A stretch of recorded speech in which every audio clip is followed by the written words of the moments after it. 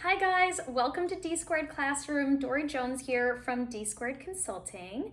Today we're going to talk about the anatomy of the heart, which can be a really daunting subject for many because there are just so many components and so many moving parts.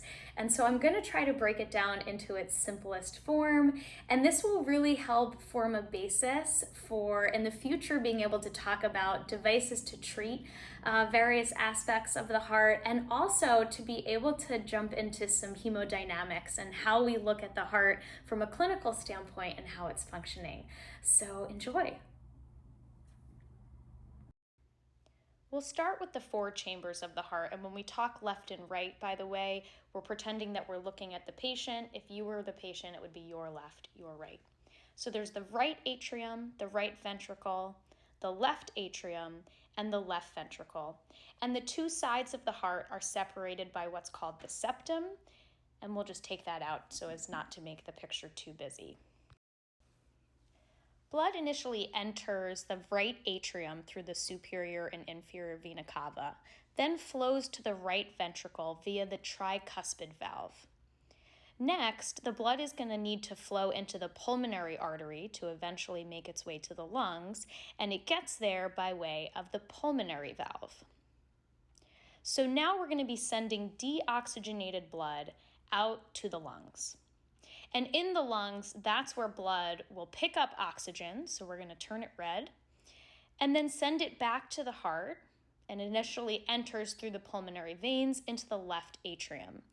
Blood then passes from the left atrium into the left ventricle via the mitral valve, and then it will pass into the aorta. So the heart pumps and the left ventricle pushes blood out into the aorta through, by the way, the aortic valve, and ultimately that oxygenated blood that gets sent to the rest of the body, out to the organs, and to the tissue.